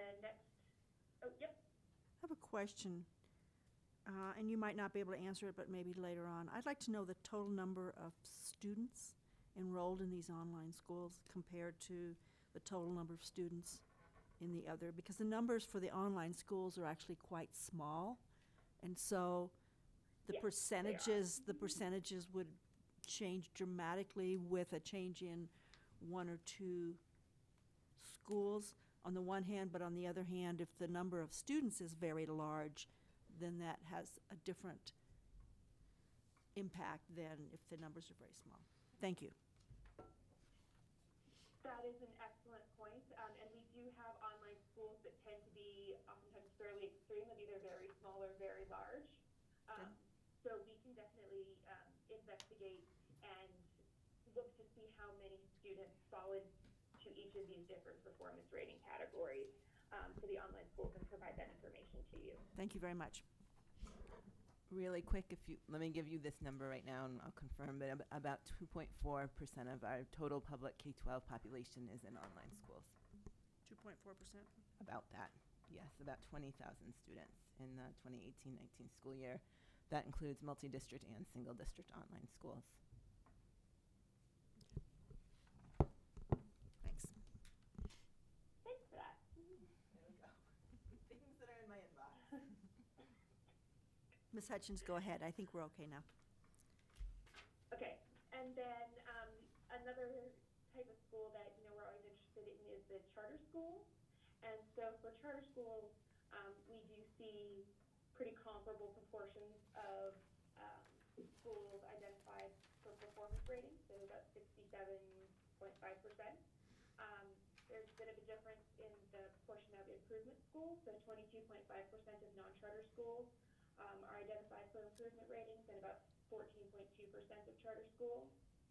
Priority improvement, we see pretty comparable, 6% non-charter, 6.9% of charter, And for turnaround schools, we do see 1.8% of non-charter schools versus 4.6% of charter schools, so it's a little bit higher. And then for insufficient state data, they're pretty similar. We did see an increased number, or proportion, I should say, of charter schools that were closed, which is about 1.9%, compared to 0.5% of non-charter schools. So again, this is just sort of information for you. And we can also look to see if what proportion of, not proportion, the number of students who fall into each of these different categories, because we also have situations where a lot of the charter schools tend to be quite small. So it's hard to gauge exactly what the impact on students of any one school being in a particular category would be. So the same request you just made for online schools, we'll also do that for charter. Thank you. All right, and then on to the next slide, which we just want to show you at high level for the trends that we saw in school plan type changes from 2018 to 2019. So again, the majority, 71.8% of schools, which is 1,301 schools, received the same plan type in 2019 as they did in 2018. We saw 13% of schools, which is 235, increase at least one level, and 23 of those were as a result of request to reconsider decisions. And so again, the table below shows, in more detail, how many schools saw rating changes, either up or down, and by what amount. So we do see with schools, as they tend to be a little bit smaller, that there is a little bit more fluctuation between years than we saw for the districts, but it's still, again, fairly consistent that the majority of schools are receiving the same rating, but between years. Okay, Marie, I just have a question. The header on that chart on page 29 of the slide says change in school plan type from 17 to 18. Should that be 18 to 19? Yes, it should be 18 to 19. So we'll make a note of that and get that corrected. Thank you for noticing that. It is corrected. It is corrected. Jane, I think you might have a older version. I have an older version too. Yeah, mine says 18 to 19. So no, it's two different places. Oh, am I in the wrong place? Yeah, the table the is one- still incorrect. Okay, I'm looking at it online. Maybe let me check the packet. No, Jane, a you're page number? correct. Do It's you have a page number, Jane? 29. So Jane is correct because it's incorrect on the table, but it's correct on the top. Got it. So we Yeah, just, yeah, Got it. that's thank the you. table. Right. Thank you. Okay. Yep. You're welcome. That was one where clearly we are updating last year's presentation and missed out on that set of updates. So thank you for finding that, and we will make sure that we get that corrected so that we can get that reposted as soon as possible. All right, thanks. Thank you. Thank you. All right, and then so for the next slide, we just want to discuss briefly the participation impact for schools. And so we do see that we have had an increase in the proportion of schools that are meeting the 95% participation requirement. In 2019, we were at 73%. So, okay, a tiny increase from 2018, but considerably higher than what we had in 2017. So that's an improvement. We do see that about 23% of our schools were identified for low participation, and 1% were decreased due to low participation. And then we had about 2% of our schools that were small tested population or no students that tested grade levels, which those are all fairly consistent with what we've seen in the past. So, Ms. So that's our Hutchins, very brief overview. Ms. Hutchins, I would like the detail, please, because this is 95% participation on 2 assessments. I really would like to see the detail on which assessments have participation. It's my understanding that it's abysmal in science, but I think we should be looking at all 3 areas. I believe less than 3/4 of the students sitting for assessments remains very problematic for me. Yes, I don't know the numbers offhand. Of course not, but understand. it is definitely true that we had much lower science participation, particularly at the high school level, than we did in any of the other content areas. And so that is definitely something that we can bring back to you to show you sort of what those differences are. And as you had noted, the 95% participation requirement allows for districts to have one content area of low participation. It really only, they only get that low participation flag or decrease due to participation if it's in 2 or more content areas. Right. So we can make sure to bring back more detailed information around that. Thank you. All right, and so then that is all of the summary data slides that we have for you at this time, and I'm going to pass it over to Lisa Medler, who's going to discuss the accountability clock implications. Okay, back to me. So this is just a summary of the implications. Again, this is assuming that if you were to vote on what was being recommended on the school plan type. So this summary makes that assumption. But given your role with the schools on Pride Improvement Turnaround, we know that this is a particular interest of yours. It also updates some of the slides that we had presented in September when the results were preliminary, okay? So I'm gonna go pretty quickly. So just to remind you, with the passage of House Bill 2018-1355, we have these performance watch definitions that take on a new role this year as we've been implementing it. In particular, I want to point out the on watch category. So I will highlight those. In some ways, these are the ones that are the celebrations. They've come off of Pride Improvement Turnaround, but we're keeping that designation on there on watch. So they're just because we want to make sure they don't slide back in. And so we keep track of the year that they were last on the clock on. So we still want to celebrate. This is still positive, but you'll see them listed as on watch, okay? So this first slide is the districts on performance watch. Again, the numbers are smaller. You'll see that there were 2 districts on watch, one that had previously been in year 3 and one in year 8. And then we've got the 4 schools that are still on the clock. One in year 1, 2, and then year 9. To call them out for you, again, this is the celebration. Aguilar, who was year 8, is now on improvement. And then the Education Re-envision BOCES, who was on year 3. So they'll be on watch, but we've seen some improvements there. So the districts that remain on the clock are Adams 14. So that's the one district that we have that has directed action by you as the state board. The others that are on the clock are pretty early. So that's Montezuma, Cortez, Los Animas, and Monte Vista. Okay. Then moving on to schools.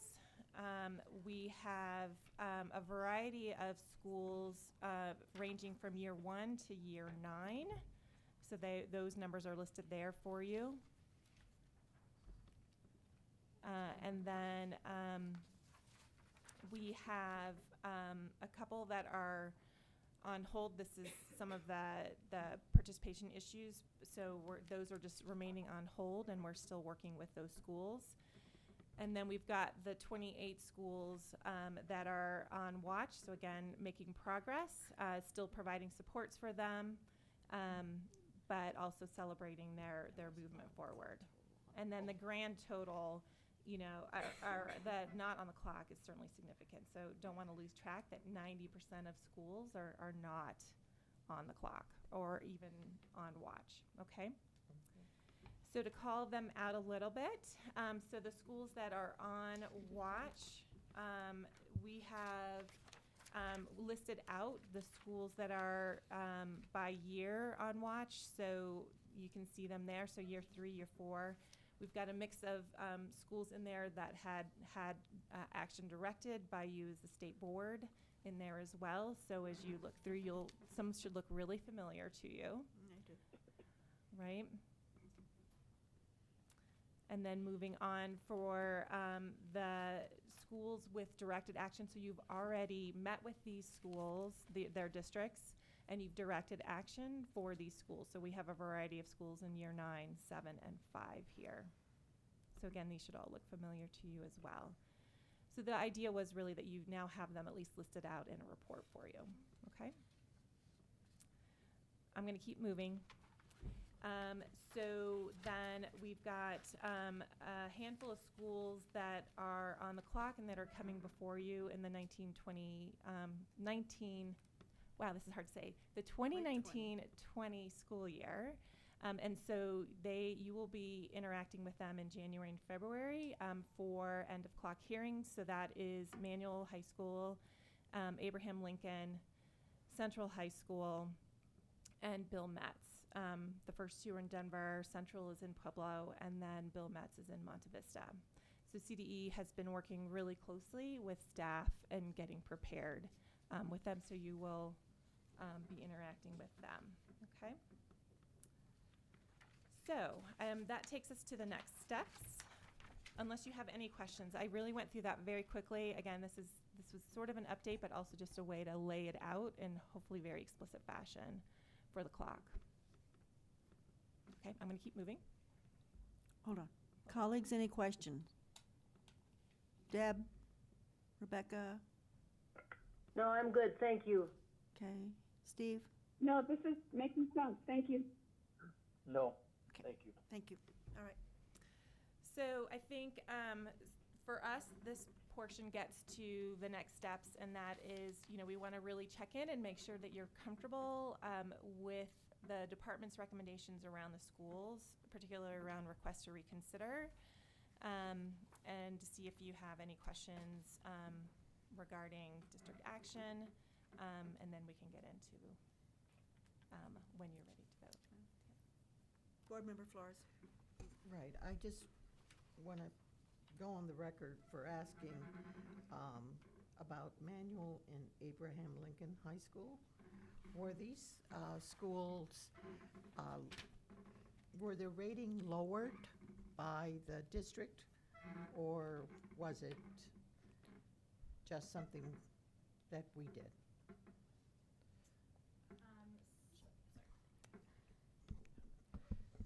So to talk through the ratings there, for Manual High School, that was a district request to lower that rating.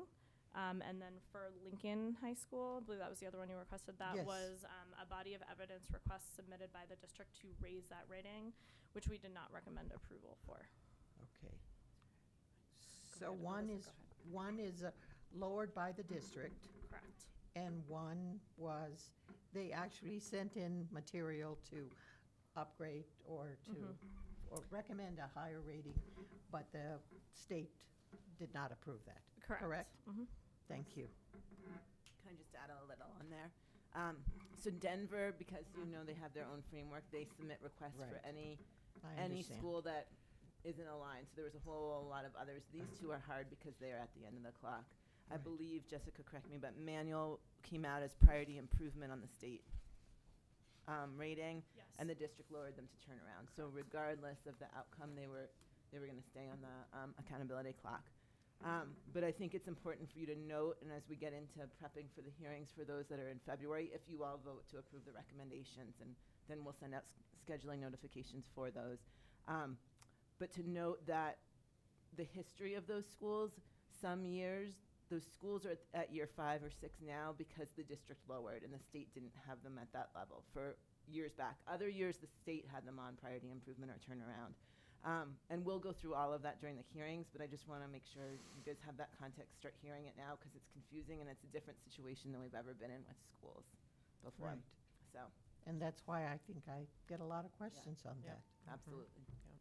Great, thank you. So before we have any further discussion, is there a motion on the floor, please? You want to make a Board Member Flores? Yeah, yes, please.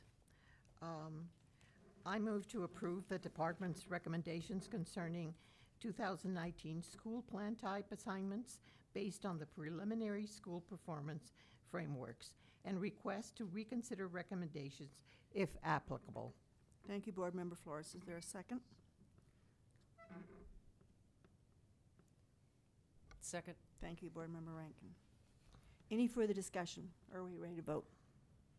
I have a couple. Board Member Rankin?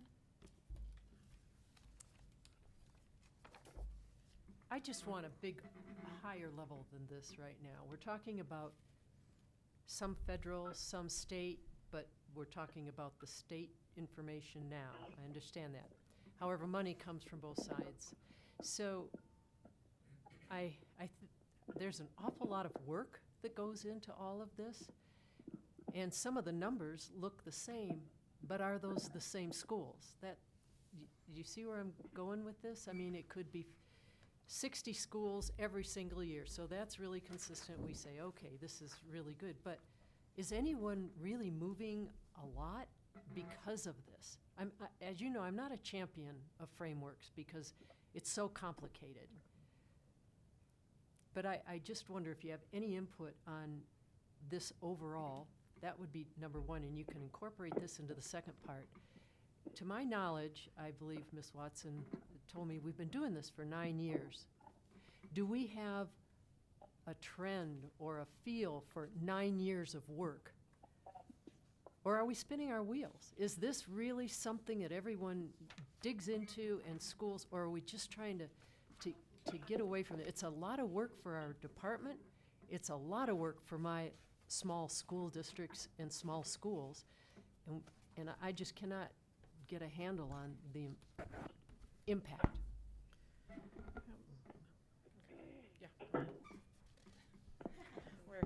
Thank you for that question. I think that's exactly what we're looking at. It's part of our strategic plan and what we're looking at on our data. Are we moving schools over time? I think people tend to remember that chart we have with the districts with the blue, the orange and the blue, the districts that started on the clock and where we're at now. And I think in that data we can update that chart for you all and show that to you, but we've seen a lot of movement at the district level.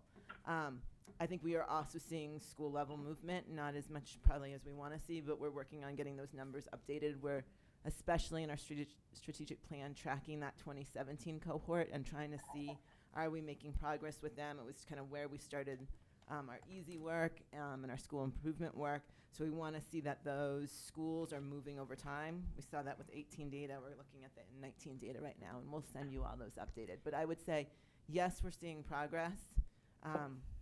It's, I think, never as much as any of us want to see. Sure, we're seeing I progress. understand that, and thank you for that. But I would like to see, since next year, and I've heard about these changes that are going to make a difference, and I've heard some fear at the CASB meeting about this direction. I'd like to see from the first time we have had this, year after year, a little more specificity of an overall picture, so that then when we move to something different, we say, well, we can't look at this and compare it because it's so different from what we had before. You know, that, and we keep changing things. You know what you hear, I hear it too. And then you made a statement, and I applaud CDE for this: the districts do not discourage or encourage attendance on these tests. Participation, yes, thank you. So, is it my understanding that the districts can discourage or encourage participation? Can you define that a little more for me? Let me look up the statutory language, but the statutory language is, or Julie, if you know it off the top of your head, I had it memorized a few years ago, and it's not right there right now. Marie, you might remember it, but the districts are not allowed to create incentives for students to participate, nor make it a punishment or make it hard for them to participate in the test. So there's this very thin line, and I don't remember the language exactly, and maybe Julie does. I don't remember the language exactly either, but it's basically framed in terms of both sort of a reward and punishment kind of thing. I don't think that inherently that statute is about encouraging kids to test, but it's about rewarding participation and creating distinction in that respect between kids that test and those that Pizza. So, Pizza. It's a pizza. yes. So what you're saying actually is they can encourage or discourage participation. Right, and they shouldn't. They do, but in a different way. Board Member Rankin, you raised an interesting question about discourage participation. We certainly know there's a very strong federal expectation for testing. So would a statute prohibit a district from discouraging, hey, parents, don't bother, or send an excuse? I would have to think about that. I can't think of a specific statutory prohibition. Right. Board Member Rankin, I think I want to address the first thing that you questioned, which was, were there significant changes? When you've got 70% of your schools already at accreditation, any change that has occurred in those schools, the classifications are not going to be sensitive to those if they're increasing. So the fact that out of 1,800 and some odd schools, only 234 went down any levels is probably a pretty good indication that we're not losing a lot of ground, particularly when some of those might have been small, where the small n creates numbers. Right. And we did have 200, roughly the same number of schools that did increase in their classification. So there isn't a lot of movement, but I think this particular process isn't sensitive enough to be able to see whether to what extent there are improvements or not. But what we're looking at isn't sensitive enough to determine if they're the same schools year after year in the same category. I mean, there could be a lot of movement and the numbers all stay the same, but it's not really giving. Right, and that's a local control issue. Right. So within a district, I would have to guess, because districts accredit their schools, I would have to guess that they would be the ones that will be looking at changes within district. Yeah. I Board could be Member wrong, but Rankin, just the slide that we brought up just now does talk about, like, if it's the same schools. I mean, that's sort of the point of On Watch, to look at schools consistently over time. So even if they, if they're on the clock for 5 years, that's a 5-year consistent. Then if they go off the clock, they're still on watch. So there's a consistency. And then, we're hoping they come off watch, which would show that they really have been moving up over time consistently. So I think this is a little bit the measure that you're looking for. You're right. In some ways. Yeah. You're Yeah. absolutely and- right. But this, to me, I look at that, and that's even a smaller number of schools when the whole state's involved in all of this. And after a while, maybe there's a better way to do this. That's kind of what you I'm want to see trying. it for all schools, not just for the ones that are at the bottom. Well, I think with the amount of money we're spending in. And Yeah, accountability, yeah.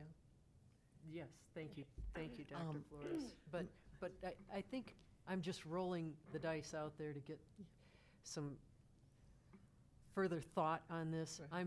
I'm not asking CDE to go to the details on this, because I know, I personally, I believe we're spending an inordinate amount of work, effort on something that just isn't getting to the root of what we want to get at. But that's my own personal opinion. And then I have one more thing. It's about the AECs, Alternative Education Campuses. And I was wondering if all of those students are evaluated the same way across the state to be a part of an AEC. The consistency, in other words, or do different districts, is that local control? Can they make their own? And I'd like that to be answered. Yeah, I can speak to that. So there are 15 different indicators, what we call them, where a student may be qualified to be counted as a member of an alternative education campuses. So in order for an alternative education campus to qualify as an AEC, they must have 90% of their students that meet at least one of those 15 different indicators. So those vary by circumstance. For students who may be overage and undercredited, students who may have dropped out, students who may have socio-emotional things that they need to be addressed. So it's a variety of different indicators. But if I was in a school, let's say in southwest Colorado, and then moved to northeast, and I was an AEC, I most likely would be in an AEC there too. The student? Yes, the Yes, student. yes. Yeah, Mhm. okay, Yep. thank you. Yep, you're welcome. Board can Member I Goff, do you inter- have a question? Just a second. Yes, thank you. I don't know if it's a question or not. I am intrigued by the chart I referred to earlier on page 29. I'm just looking at this moved up 3 rating levels, and although it's 3 schools, which is a small percentage of the total, even if a school started this out as turnaround, to move up 3 levels is to go from turnaround to performance. And I'm intrigued by those schools. That's why, going along with my question about can we find out which AECs, how each one, what their rating is for all of them separately. But if that includes AECs, I'd like to know if there's an AEC that moved up 3 rating levels, or 2, or even 1. But overall, because that's a few number of schools, it'd be nice to know which of those schools have moved up. I think if we start with the positives, and we start digging into some of this, again, it just leaves more doors open to find out how they're doing that. And then the other part of that question is, I assume those schools are on watch now too, right? No. Yes, they would be. Yeah. So anytime a level changes down or up, they are considered on watch. Yeah. And I have I don't know, it's not to talk about now, I have a thing about that term, because I think it has a rather negative connotation from the get-go, but it's what we have. So What is a I'm negative making more of a connotation? comment than a question.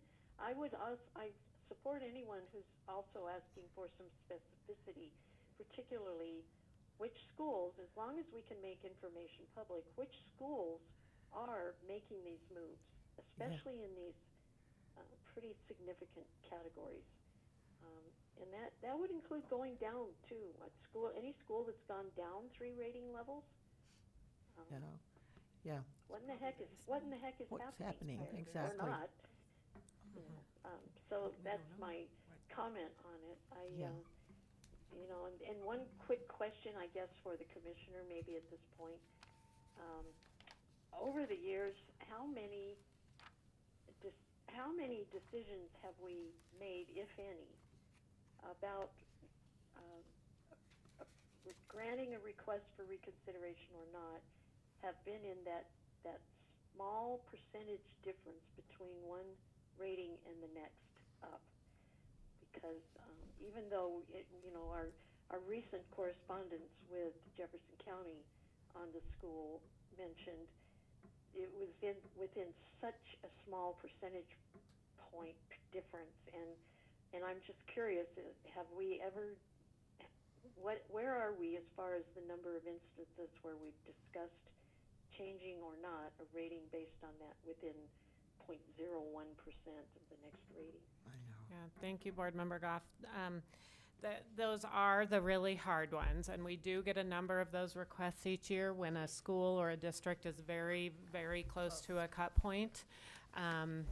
And unfortunately, those are the heart-wrenching decisions about, we have a set of rounding criteria, we have a cut point, and it's just, as you know, it's a slippery slope. If we grant one that makes the cut point and one that doesn't make the cut point, even if it's an incredibly small percentage, it's heart-wrenching, I understand. And yes, we do get several of those requests, and we stay consistent with, if it's just a cut point issue, we deny that request. We can get you the numbers of that. I don't think we have them off the top in terms of which ones Right. particularly. Well, and I understand that right now we have, the policy exists in that realm for districts, that we don't have particularly specific policy around schools in that commission. Is that right? Ms. I would Watson just might be say able that, to. I think a good point was made. For me, the point was well taken. And so if it leads to some further policy development that really would help everybody understand, I think that would be good. Good for the board to do in the future. Yeah, I can jump in just a little to talk through just the specifics. You know, we do have a different framework for traditional schools, what we call traditional schools, and for alternative education campuses.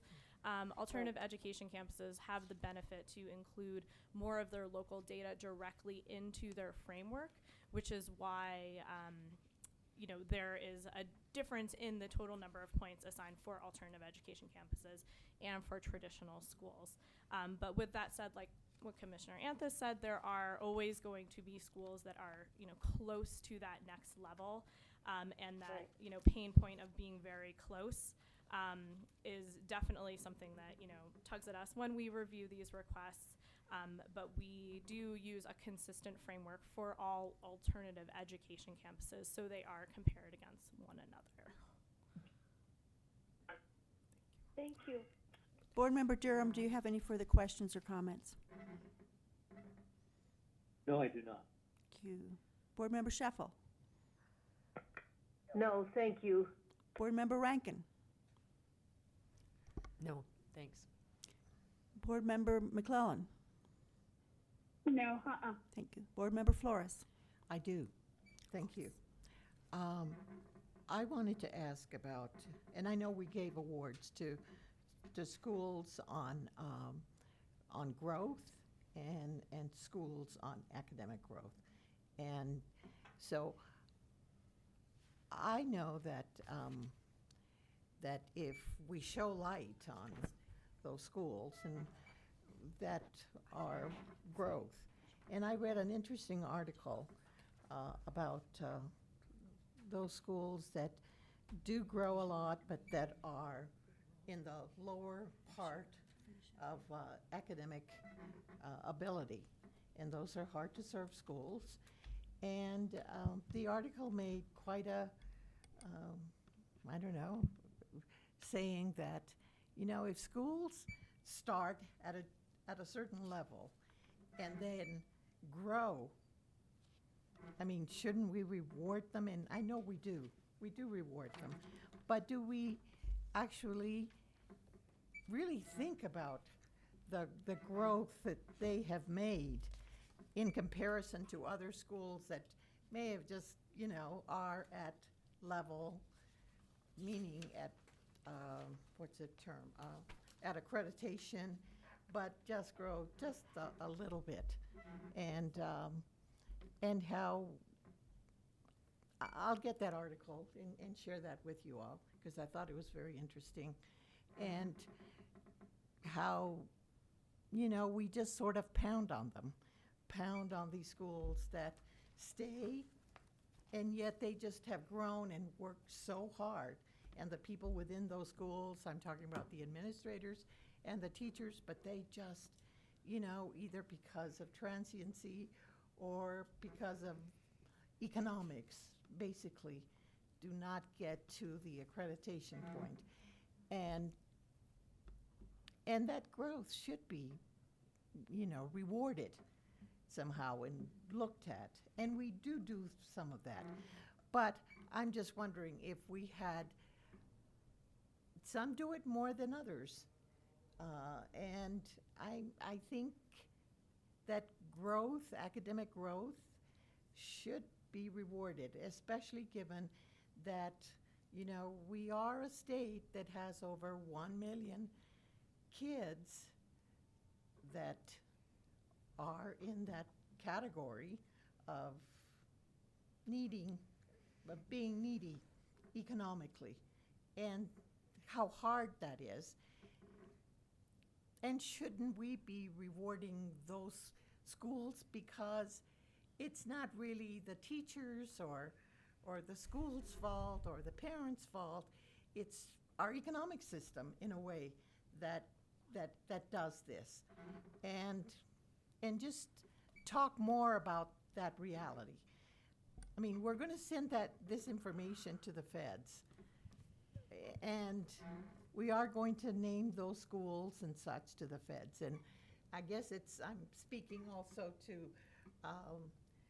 Ms. Rankin's point, and also to somebody else made the same point. Ms. Jane point as well, that it would be helpful for us to have that data, those names and such, and to look at, you know, what happened with that growth. But Thank you. sometimes it's just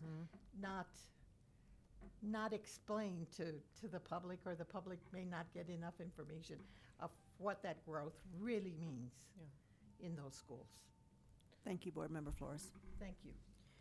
So a motion on the floor is to approve the department's recommendations concerning the additional 2019 school plan type assignments based on the preliminary school performance frameworks and request to reconsider recommendations if applicable.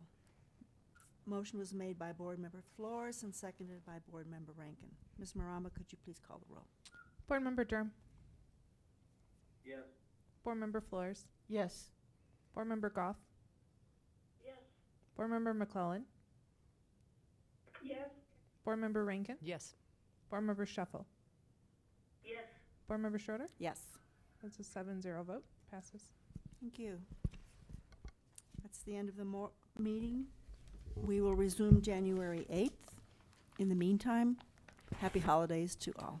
Thank you.